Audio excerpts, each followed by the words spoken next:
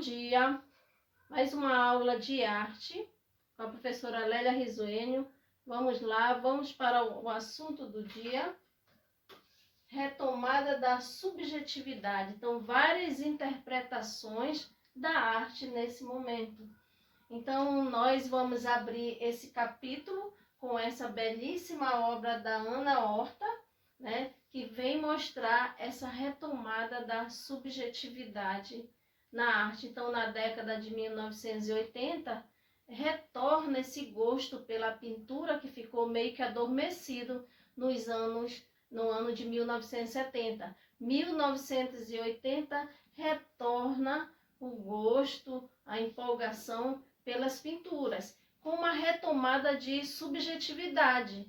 Nessa retomada, nós temos o gosto pelas cores, materiais do cotidiano, coisas do dia a dia, na verdade, né? Nós temos aqui a obra da Ana Horta, né, que mostra, intitulado Casal, que mostra aqui vários pontos, né, vários objetos utilizados.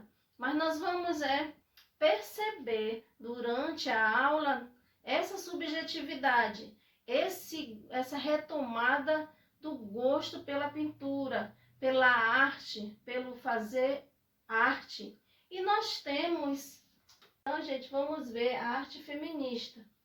Então, o modo desse movimento, né, veio exaltar o feminino dentro da arte. Então, a mulher, nesse momento, ela passa de espectadora da arte para criadora dessa arte. Não era tão fácil o papel da mulher nesse momento, mas, né, ela foi à luta, porque elas eram artistas, mas quando casavam, os esposos já não queriam que elas continuassem a fazer arte, queria que elas voltassem para as suas casas, a criar seus filhos, achavam que a arte não era coisa para a mulher e elas acabavam abandonando com o casamento ou mesmo com algumas famílias tradicionais e que não aceitavam a mulher como artista. Então foi uma luta muito grande, né? Mas elas conseguiram ultrapassar todos esses obstáculos que apareciam à sua frente.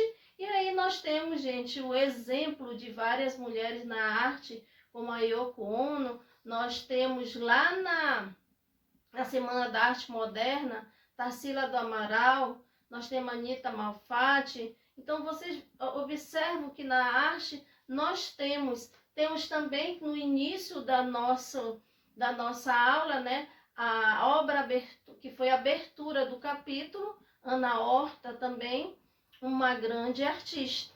E com isso elas começam a realmente fazer arte, como se diz no popular, a colocar a mão na massa e fazer várias obras artísticas maravilhosas.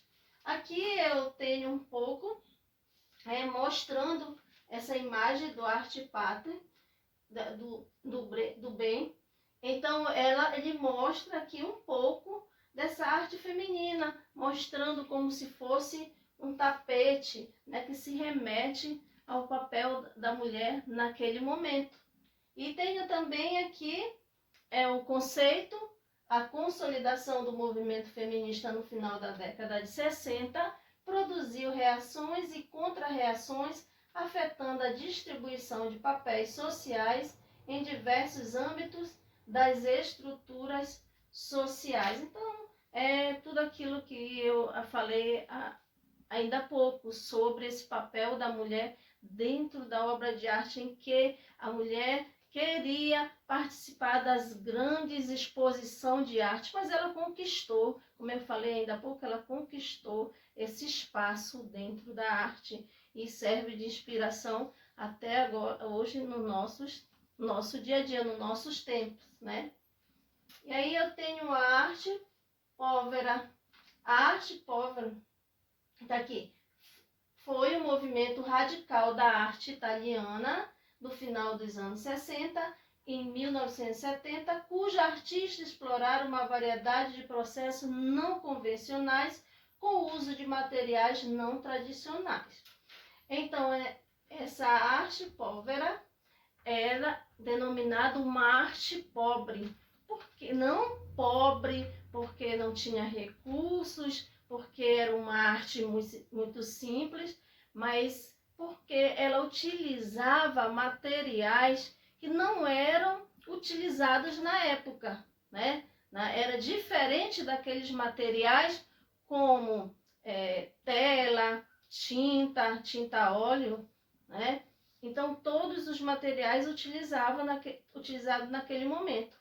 Ela veio transformar a arte, ela veio modificar essa arte e com materiais simples, materiais encontrados no dia a dia,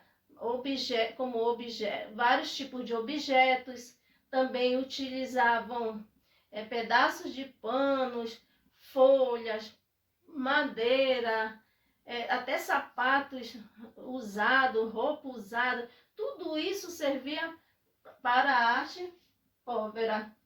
Então aqui nós temos na tela uma conhecidíssima obra de Michelangelo Pistoletto, que é a Vênus dos Trapos. Veja, o próprio nome já remete à arte povera, né? Vênus dos Trapos, o que é que remete? O que é que nós imaginamos? Muitos tecidos, e aqui está a obra, né?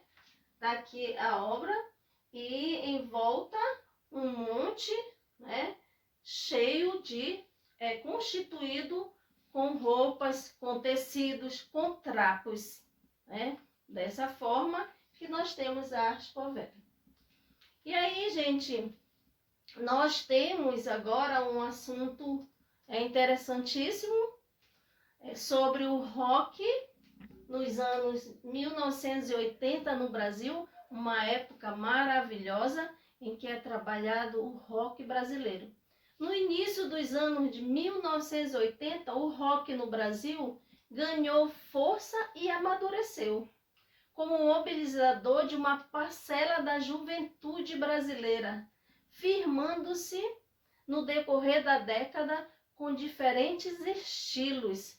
Então o rock, né, muda-se. Nesse momento está em alta a MPB, aquela música em que você ouve mais tranquilo, você analisa, interpreta as letras de uma forma mais calma, mais tranquila. E aí surge um rock no Brasil, né? No início é trabalhado mais assim entre os amigos, eles formam bandas de rock, apenas para o lazer, aí nas garagens das casas, apenas para ter lazer, como se fosse uma brincadeira. Mas depois eles amadurecem as letras, amadurecem todo o equipamento musical deles. E aí nós temos, aqui eu tenho um conceito que diz: o rock é uma arte que está ligada à cultura de massa e surgiu da necessidade da juventude de enfrentar os padrões morais e de comportamento. Compor e ouvir músicas remetia imediatamente à quebra dos padrões convencionais. Quais eram esses padrões convencionais? A MPB do momento, né? Então muda totalmente o ritmo. E aí começam a aparecer as bandas que fizeram sucesso e ainda fazem até hoje. Então, gente, vamos ver aqui no slide, né, as imagens. Aqui nós temos duas bandas de rock famosíssima no nosso país, que é a Legião Urbana, né? Temos, olha, o Renato Russo lá atrás, né? Estão lembrados? Já trabalhamos a canções da Legião Urbana em sala de aula. Então, aqui é a capa do álbum Que País é Este?, que marcou, né, uma canção maravilhosa que se torna muito atual. Hoje, né, a letra da canção Que País é Este? Eles realmente falavam aquilo que está acontecendo hoje. É muito atual, apesar da composição ser lá em 1985. mas a letra realmente remete ao momento que estamos vivendo no nosso país.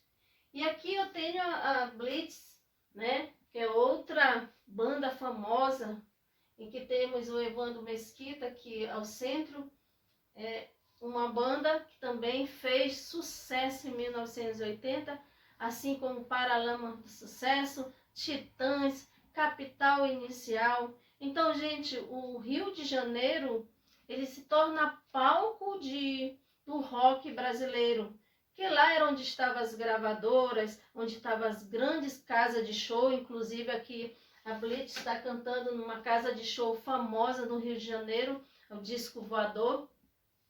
E o ápice do rock no país é em 1985, quando surge o Rock in Rio. Aí consagra Rio de Janeiro como a cidade do rock. Então, gente, observe que época maravilhosa, né? 1980, rock brasileiro, algo diferente aí artisticamente, música diferente, uma música animada, né? Não só essa animação, essa euforia, mas também nos passava uma grande mensagem, porque tivemos grandes compositores nesse momento. Então, gente, aqui nós encerramos a nossa aula de hoje. Um bom dia!